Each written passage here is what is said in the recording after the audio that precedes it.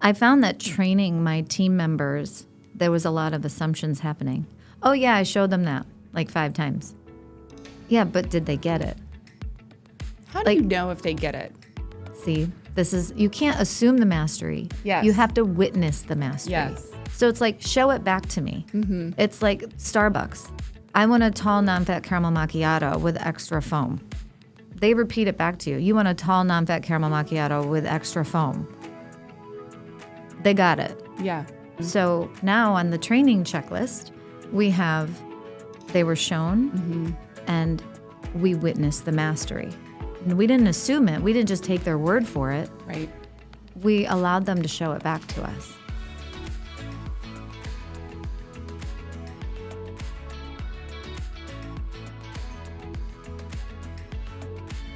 Dr. Sonia Chopra is a healer and tooth saver. She's a board-certified endodontist, TEDx speaker, Forbes contributor, author, endodontic instructor, impact entrepreneur, and founder of Ballantine Endodontics in Charlotte, North Carolina. On top of running her thriving practice, Dr. Chopra provides groundbreaking digital education and community support to general dentists and endodontists who want to up-level their technical skills, patient experience, and practice efficiency.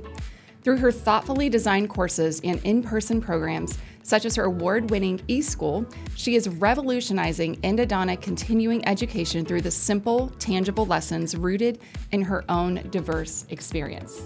I'm so excited for you guys to hang out with me and Dr. Sonia Chopra today. Welcome to the 26th episode of the Story Project podcast. I'm your host, Joanna Scott, and I'm so excited about this conversation today with my dear friend, Dr. Sonia Chopra. Welcome. Thank you. It's really such a pleasure to be here. Yeah. Well, you're with us in Columbus, Ohio, and you're actually here with our whole team. Well, part of our team is, at Studio 88 at our studio, and it's your full day photography and video session. So It's kind of just started, but are you having fun so far? Of course. Okay. This is crazy. Thank you. Your team is so easy to work with and super professional, and it's been a blast from the start of it, from like the Zoom calls even to now. So thank you. That's good. Well, we're excited to have you here. And this week actually has a lot going on. Yeah. And the timing couldn't have been better. Mm-hmm. You're speaking at the Ohio Dental Association. We're sponsoring as an exhibitor there as well. And Dr. Paul Goodman is going to be there speaking as well, Dr. Sharon Parsons. So much goodness going on this week. We have a fun cocktail mixer going on this evening that you'll be attending. Yeah. And then you speak tomorrow, I think, at 10? Yeah. I'm excited for that because I'm speaking about something that I don't normally speak about, which is nice. So usually I'm teaching people about root canals and endodontics, but I'm going a little bit more personal tomorrow. So amazing. I'm excited for that. I'm very excited for the audience to hear that. So before we get into your story and kind of the heart behind this episode, I want to ask you a few fun table talk questions. Okay. All right. So what do you love about your hometown? Ooh. It can be your original hometown or where you are now in Charlotte. I'll talk about Charlotte because it took me a while to fall in love with Charlotte. I had lived in big cities like Baltimore, D.C. area, then New York City. Then I went down to near Miami. And then I moved to Charlotte 16 years ago. And it took me a while to really fall in love with it. There wasn't a food scene at all. But it's growing, and I love the way it's growing, and I'm growing with it, which is really nice. There's just so much to do, and it's perfect for families. I don't miss, lugging my groceries home from, the grocery store and, going up 5 flights of stairs in New York City, and so I love having a car. I love having parking lots that's easy to park, and it's just an easy city. Easy to get in and out of. It's beautifully green. There's a lot of things to do. It's near the mountains. It's near the beach. It's full of my family. And I would say my family is what makes Charlotte so special. That's awesome. What's the hardest thing you've ever done? Ooh. There's a lot. Maybe pick one. Personal or professional? I would say being a boss, being a leader, that's really my inner journey and what I talk about a lot, and it's been really hard for me. What's the secret to having a good marriage? Giving each other space, allowing each other to do what they love, listening, just loving as much as you can, and being partners, and it's the give and the take. I love that. Yeah. Well done. Okay, well. Those are hard. I know. Gosh. Sorry. They're meant to be like super fast icebreaker. No prep. But yeah, I didn't run those by you. Okay, so before we dive into like the professional side of what you do and who you are, I want to hear a little bit about your family. I know you have 3 kiddos. Yep. You also I recently saw a photo of you and your husband, the most beautiful couple, celebrated 16 years of marriage together, right? Yeah. So tell us just like where you're from and about your whole tribe there.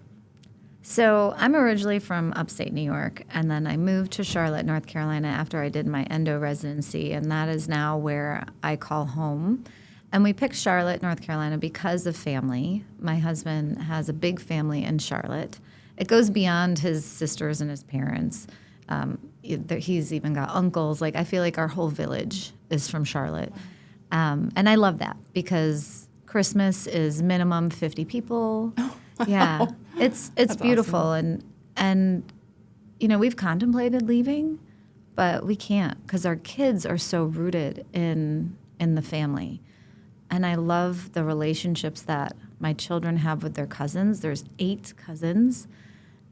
And that we meet every Tuesday night for dinner at Grandma's house. And it's been a ritual for 16 years. So, yeah, family is big for us. I love that your mother-in-law hosts everybody for the Tuesday night family dinner. Yep. If I'm ever there on a Tuesday. Home-cooked Indian food. Yeah. And I love it because I get to dine and dash. Like, I'm a busy woman, and Tuesdays are set. I don't have to think about it. She actually picks up my kids from school, gets them home. They all hang out. It's absolute chaos, but she handles it so well with such grace, and she gets food on the table, and people show up when they can, and they leave when they have to, and it's a beautiful thing. That's awesome. Yeah. I want to give our audience a little background on you and how you got into dentistry, and I know your path was unconventional. So tell us a little bit of your story, specifically your track into endodontics. Yeah, so my entry point into dentistry was as the patient. I was born without 8 teeth, so trying to fix those missing spots was really a big part of my journey. When I was 17 and graduated from high school, I remember it was the summer of 1995, my mom was adamant about restoring all my teeth so that I could go to college. Like, if you talk to an Indian mother, like they only are concerned about what you eat. So she wanted to make sure when I went to college that I was going to eat. And so she made sure I got a full complement of teeth before I went. But soon after all of that dental work, I actually started to get a toothache. And a toothache that nobody could really diagnose. And it went on for months. It was about 9 months before I finally fully blew up as an abscess. Before somebody would say yeah, you actually do have a problem. I was turned away many times. I ended up going to even see medical doctors because they thought I had neurological damage and stuff like that. They put me on crazy meds. It was like this wild goose chase to try to figure out what was causing my pain. And I was in a lot of pain. And then my dentist just basically sent me to the oral surgeon to get my tooth out. And he still didn't know what the problem was. And so he referred me to the oral surgeon. This is an oral surgeon that I actually shadowed his office because I was considering dentistry at the time. Okay. And my mom's an anesthesiologist, so she would work with this oral surgeon in the operating room, so they had a friendly relationship. And I remember, I was in so much pain, but I still remember him being so hesitant to take out the tooth. He's like, "Are you sure?" Because it was a very viable tooth. There was nothing wrong with the tooth. It wasn't broken down or anything. They just assumed because I had this bridge placed on this tooth that was the culprit. So they cut the bridge, they took out my tooth, and I still had a toothache. They took out the wrong tooth. So now I have 9 missing teeth. And for me, that was... So you had 9 missing teeth, but you had implants? I have 4 implants. I have 3 on this side. It was all on this side. Okay. And then I have 1 over here just because I was congenitally missing that tooth. But my pain was actually coming from a tooth that wasn't a part of the restorative work that was just done. It was coming from the tooth behind it. I had cracked that tooth, and the nerve died because of that. And now I'm like, well, what are you going to do now? You're going to take out another tooth because I'm in pain? Because at the time, I don't know what an endodontist is. I don't know what my treatment options are. It was kind of like chaos. And my mom, she felt so bad because she's a physician, but didn't know how to help her own daughter. And so she was just going by the guidance of these dentists. And so then and only then, after the tooth got extracted and I still had my toothache, I was introduced to an endodontist. And this guy changed my life. He made such an impact on me. He told me everything. The way he explained to me what was happening to my body, number one, he allowed me to trust myself and my symptoms again because people were telling me my pain was all in my head. Yeah. And I was like, that's, like, I know what I'm feeling, but I can't get anyone to believe me. Mm-hmm. And so he walked me through the procedure. He told me what was happening. I understood everything. And I was like, wow, that's what I want to be when I grow up. Yeah. And so I'm also Indian, so I really didn't have a choice. I either had to be a dentist or a doctor. And so I picked dentistry because I was always the patient and I felt like I had a different perspective. And then while I was in dental school, I was so intrigued by my personal tooth story that I wanted to really understand it. And so I was just very attracted to endodontics the whole time. When I graduated dental school, so I got into dental school and then graduated. I stayed as a general dentist for a few years, but I was always very attracted to endodontics and diagnosing pain. Yeah. And then I decided to apply to endo. I got in and I became an endodontist. Amazing. Yeah. Thank you for sharing that. Yeah. And I think it's so cool that your passion for endo really began with your own personal journey and story with it. And so I'm sure if I was a patient in your chair, I'm sure all of your patients experience how personal it feels to you, like the way that you care for your and patients. it's interesting because at first I was kind of shy to share that story, but the more I did, like I actually talk about it on my website. Yeah. And I can't tell you how many people connect with that before they come in. It's like, I chose you because I've read your story. Yeah. Yep. Which is crazy. The power of vulnerability. Yeah. Yeah. It's awesome. Okay. Well, we're going to segue a little bit, but recently my therapist introduced this book called The 4 Agreements. Yeah. And correct me if I'm saying this correctly. I would pronounce it Don Miguel Ruiz? Ruiz? Yeah. Ruiz? I think. I don't know. So I was intrigued to see, though, that you just actually did a book review on this very same read. And it's really just, even in the past few weeks, begun to impact how I am communicating with people around me, understanding communication. I mean, I would say the book is beyond impactful. So I thought we could have a conversation about it today. That. So I'm so excited about that. So who inspired you to read this, or how did you hear about it? I believe it was my coach. She's a feminine goddess coach. It was Gina. She was like, you should really read the book 4 Agreements, because I was really struggling with a lot of confrontation in my life. And I was like, I just don't want to be this way. Yeah. She's like, you should really read the 4 Agreements. So I picked it up and I was so happy because it's a small book and I get sleepy when I read, so for me to have something that's bite-sized was so perfect. And I could just, even if I got through 10 minutes of reading in the morning, I was really making headway through that book. So, but it had such a wild impact on me, and it allowed me to just trust and surrender and just be a little bit more freer inside and let go of so much. And actually my bookmark is the 4 Agreements too. Like just to remind me, because I don't know about you, but for me, like even when I read things, I forget. And so I need constant reminders. So I have my bookmark that reminds me of the 4 agreements. So I see it every day. And if I see it every day, it's going to become a habit. It was so important to me that these 4 agreements become my habit. And then I got these little affirmation cards. Yes. And I pull them every day again. And then I have my kids pull them because So amazing. it's such a good book that I want my children to understand it. Can you read one? Sure. Yeah.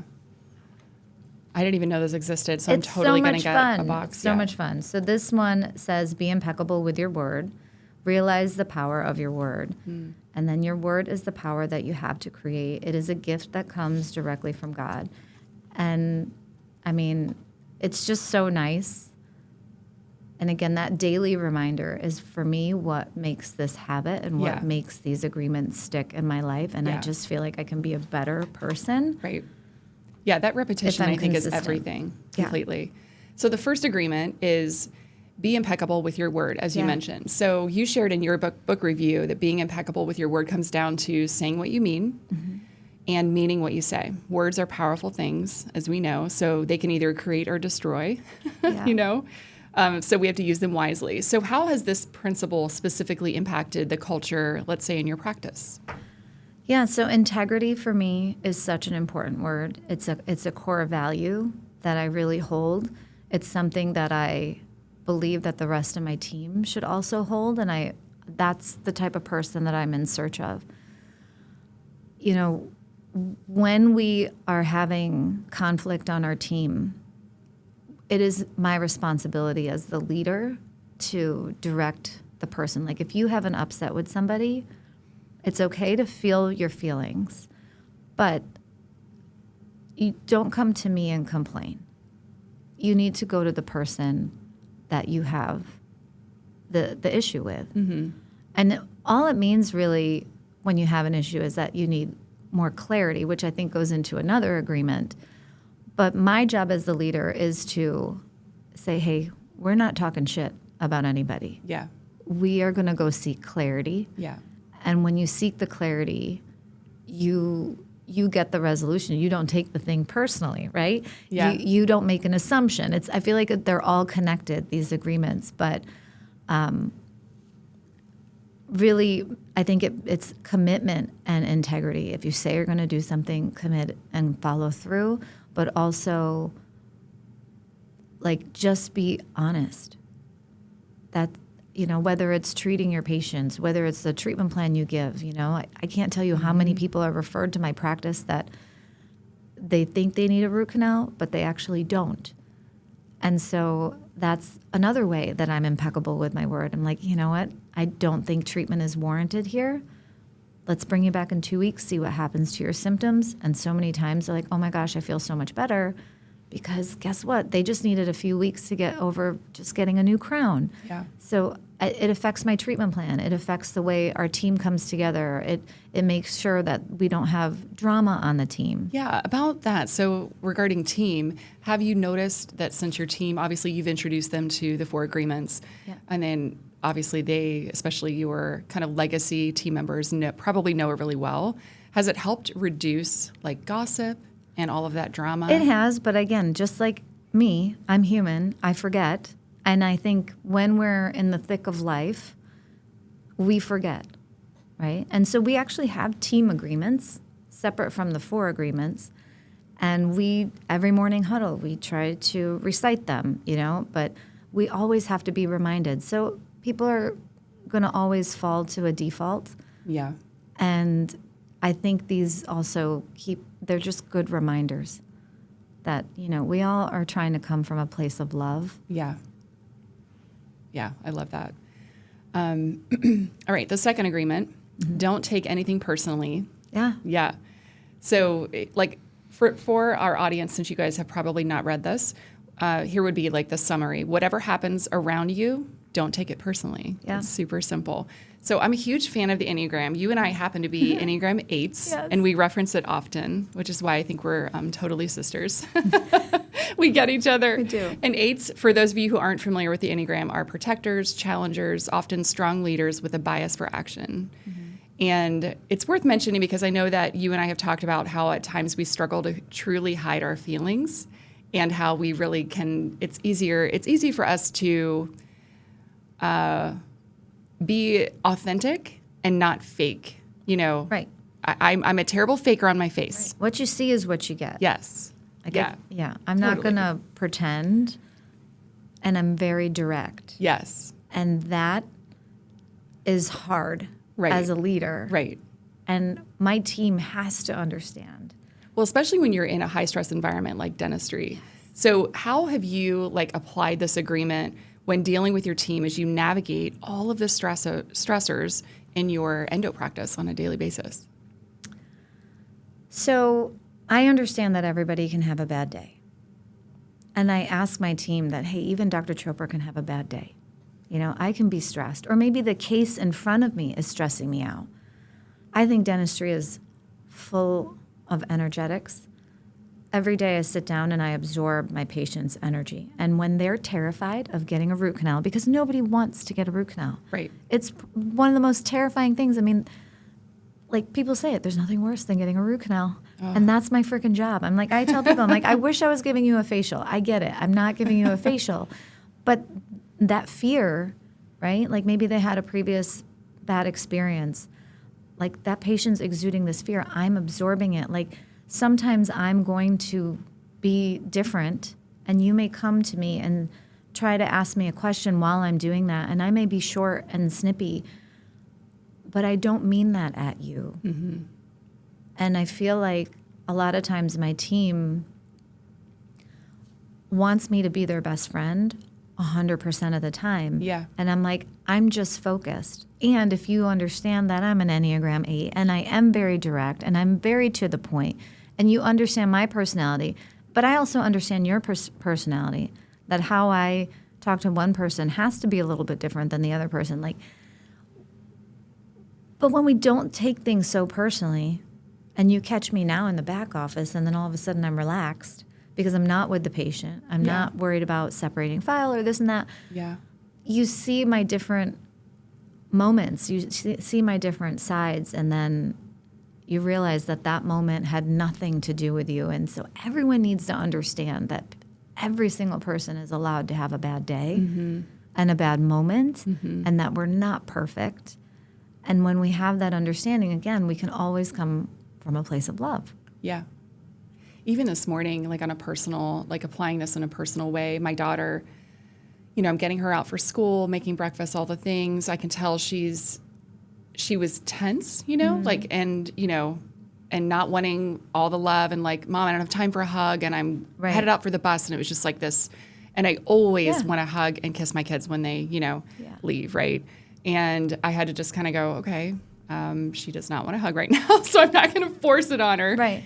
But I think in the past I've allowed that kind of stuff to hurt my feelings. Sure. You're like, oh, why don't they want my love? And they're it feels like rejection.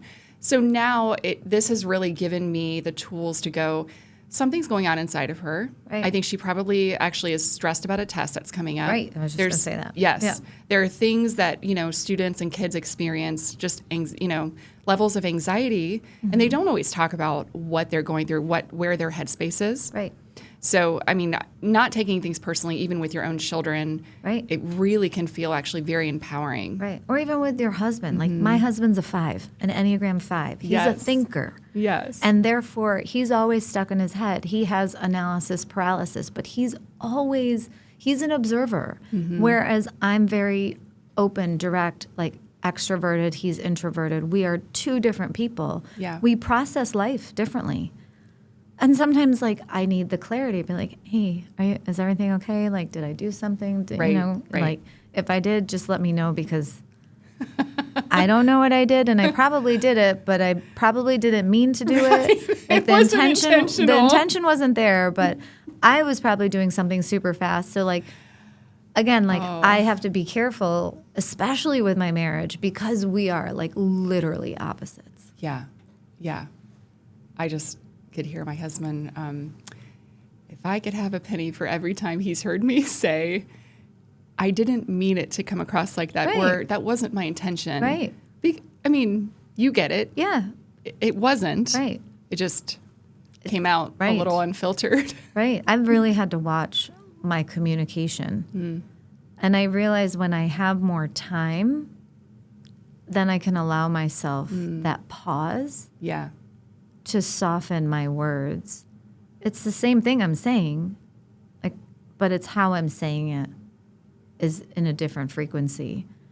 That's actually brilliant. Yeah. Like allowing yourself more time. It's the pause. The pause. That's the Yeah. answer. It's like, okay, Yeah. don't be in a rush, you know, but I also ask my team sometimes, I'm like, hey, when I'm a clinician, don't ask me to manage. Like, I can't put out that fire right now. Like, I'm caring for this human. I'm really trying to do a good job. I'm super focused. Please don't ask me to be a clinician and a manager at the same time. Yeah. Because that's not fair to me. Yeah. And I'm so proud of myself for being strong, for creating that boundary, and then having that voice to tell them, hey, this is what I need. Oh, love that. Oh my gosh. Okay. Third agreement. Don't make assumptions. Oh, it's a good one. This is such a good one. Okay. So I have to tell you this really quick story. My high school choir director reminded us daily in choir. You know, we're in middle school, or I said high school, but sorry. Yeah, no, so probably my freshman year is when this sticks out to me the most. And he would say, do you know how the word assume breaks down, right? It makes an ass out of you and me. Yeah. And there you get the word assume. So thank you. I won't say his name, Mr. High School Choir Director. Obviously, that had a huge impression on me, and I never forgot it. But you've mentioned that not making assumptions is one of the most challenging agreements to practice consistently. And you shared a story about an assumption your husband made about you getting coffee before him, and I loved this so much, which led to a misunderstanding. So can you walk us through that experience and what it taught you about the power of assumptions in your interpersonal relationships? Yeah, so I was getting ready one morning, and I hate getting ready. I really hate doing my hair. It takes forever. Yeah. Okay, so I'm sopping wet. I'm in my robe, and I look at myself in the mirror. I'm like, this is going to take a while. I'm like, you know what? Let me go get my coffee. Yeah. And I like a giant Yeti of coffee. Yeah. Okay. And so I went to the coffee pot, and I poured up my Yeti, and I filled it to the top because drying my hair was going to take me a while. This is what was going through my mind. Right. So as I'm doing this, my husband comes up in the kitchen. He's like, oh, did you have to, like, it looked like I was rushing, like, in my robe, going to beat him to the pot and fill up my coffee before he could get his. That's what it looked like. Yeah. But for me, it was like, dang, my hair is going to take forever. You know what's going to make this more enjoyable? Starting my coffee now. Right? Right. And what I didn't understand was, like, we were running out of coffee. That was the real problem, right? But there's an easy solution to that. Yeah. Let's just make a bigger pot. Yeah. Okay? But that solution didn't come until after, like, he said to me, it's like, oh, you had to pour all the coffee to get it before me? And then he took off to work. And I was like, dang. I was like, that's not how I wanted to start my day. Right.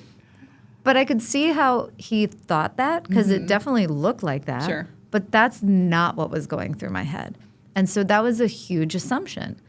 And then I thought about it. I'm like, okay, I could either get mad at him, but I'm an 8, so I'm a challenge like solver. Like, I like to solve problems. And I'm like, well, the problem here is that we just don't have a big enough pot of coffee. Like, all we have to do is add a little bit more water, maybe a little bit more coffee grounds. Right. And then I'm just going to tell him, like, hey, honey, like, this was all about my hair. Yeah. And how long it takes to dry my hair. And that you have a Yeti. Yeah. Hair and Yeti. Yeah.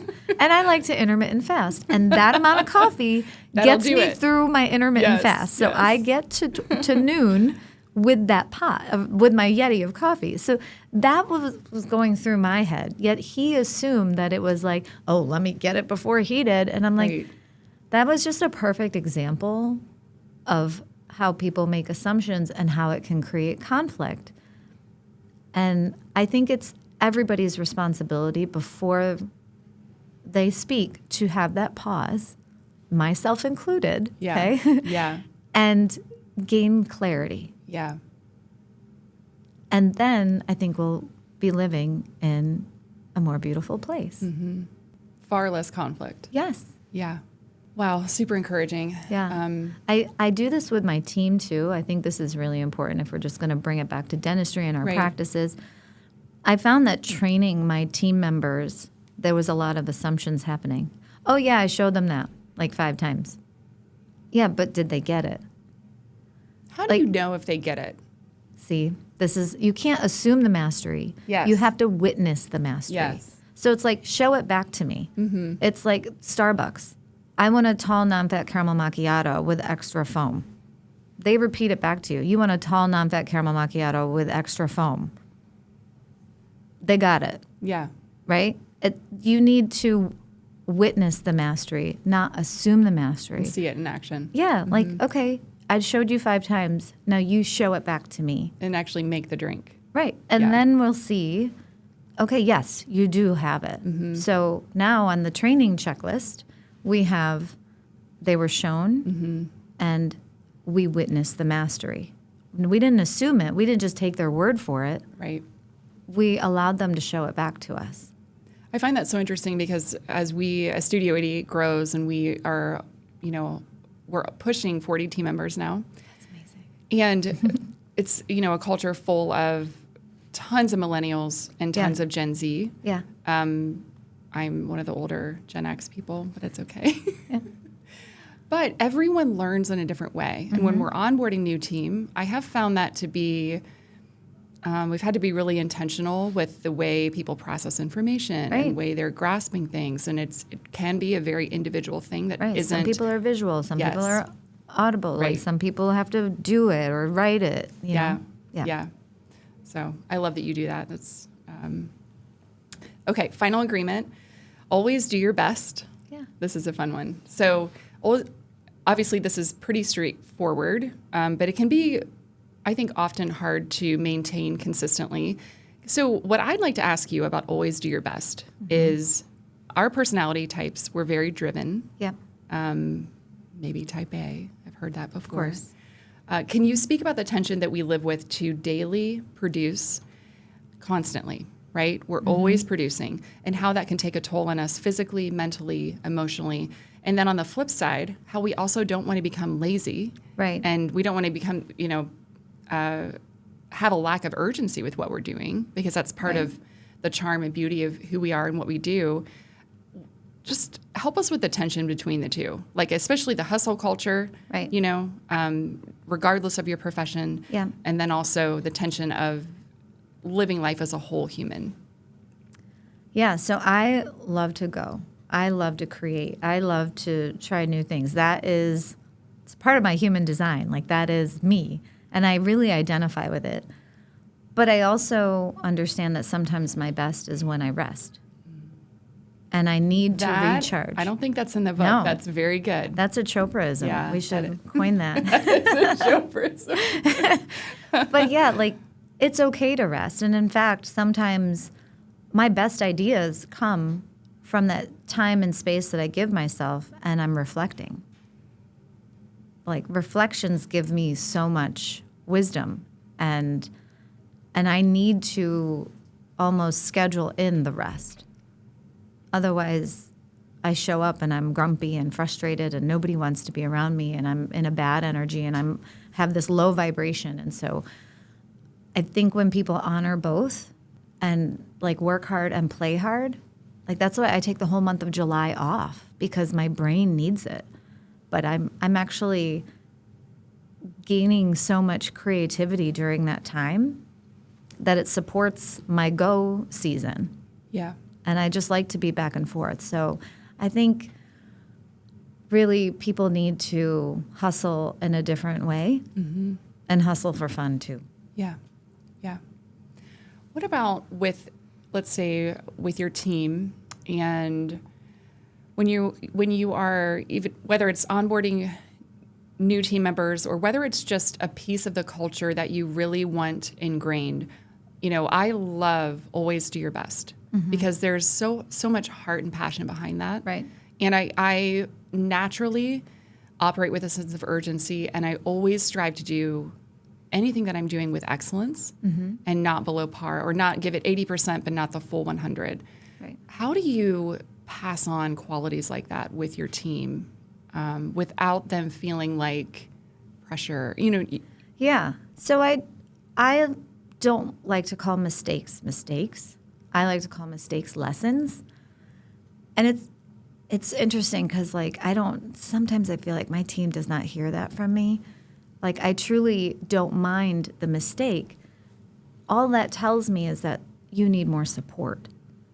And so I'm not trying to call you out. It's hard for them to not take things personally from me because of my directness. Sure. And, you know, like the other day I was excited in the kitchen and my kids are like, Mom, don't yell. And I'm like, I'm not yelling. This is not my yell. So again, I have to curb things, but like I have to be really intentional with the way that I talk to my team and let them know, like, hey, that's okay. What that tells me is that you just need some more support in this arena, and you're going to get it. You're going to get it. It's just, and I can sense initiative. Mm-hmm. It's that energy of, like, initiative that I pick up on. Yeah. That if you're just like, nah, you know, that's going to annoy me. If you're indifferent, like, that is what will frustrate me. But if I see that you are actually trying, and I see that best, then I will respond in a kinder, more loving way and say, hey, let me help you. Let me support you. In fact, my team members say, if Dr. Chopra sits there and actually takes the time to help train you, that's her love language. That's her telling you she cares enough about you to help you herself. Mm-hmm. The moment she stops talking to you and you're just there, like, it's done. Yeah. You know, but if I'm teaching you myself, that is a huge compliment. Yeah. So after using the 4 agreements in your life, we've talked about personal stories, professional aspects as well. What is the biggest takeaway you can leave our audience with, and also encouraging them to, you know, pick up this book and read it? Yeah, just understand that, you know, life is this inner journey. Like, learn about yourself. Understand how you work. I think self-awareness, which is what I'm talking about tomorrow, is such an important part. And I think when you pay attention to these agreements, it allows you to be more aware about how you show up and how people perceive you. And I also think that accepting the way you are, understanding your energetic blueprint is important. And also forgiving yourself when you mess up, when you break an agreement. We are all just humans trying to have a human experience, and sometimes we're going to mess up. Yeah. And that's okay. Forgive yourself and try again, and constantly remind yourself of the agreements, and they will just get easier and easier and easier to use every day.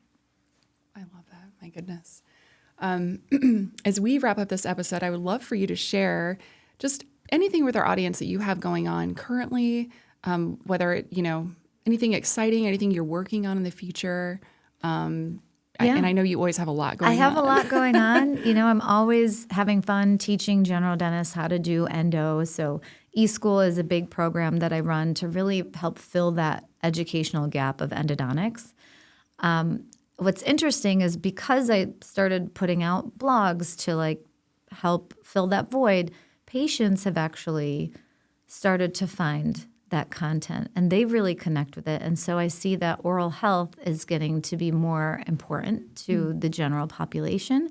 So I just finished producing an online course made for patients. Wow. Yeah, so if you are a dentist and you have trouble explaining why a root canal isn't toxic, this is a great, like, resource for your patients. It's going to be super affordable. It's really not meant to be like a moneymaker. It's really my gift to the world about how we can save our teeth with more ease. That's amazing. And I imagine that is going to only increase case acceptance. Yeah. I mean, overall, with education like that. Yeah, I'm really hopeful that it opens a lot of eyes for the general public. Yeah. And then I've decided to go down the path of starting my own podcast because of all the things that I've learned in my business and how I've grown. And, like, you know, I was a dentist originally, and then I sidestepped and became an online entrepreneur. And there's just been a lot that I've learned in that and understanding what lights me up and what fulfills me. And so I'm ready to talk about it finally. It's been a while, but I think I'm finally ready. I understand what I went through. I embody it, and now I'm ready to share it. So I'm excited for a podcast that's going to be birthed pretty soon. That's amazing. Yeah. Well, and I think our world is ready for it and needs it. Yeah. How can everybody follow you on social? And I know you also have a website. Yeah, so I'm on Instagram mainly at Dr. Sonia Chopra. That's Sonia with an I. And then my website is the same thing, drsoniachopra.com. Awesome. Okay.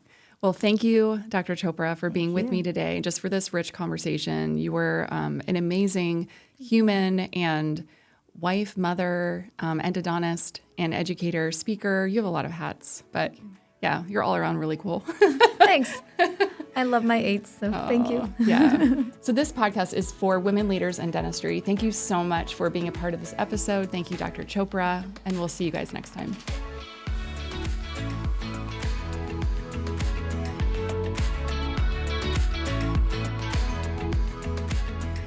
Well, if you are listening or watching this podcast, I only have one request for you.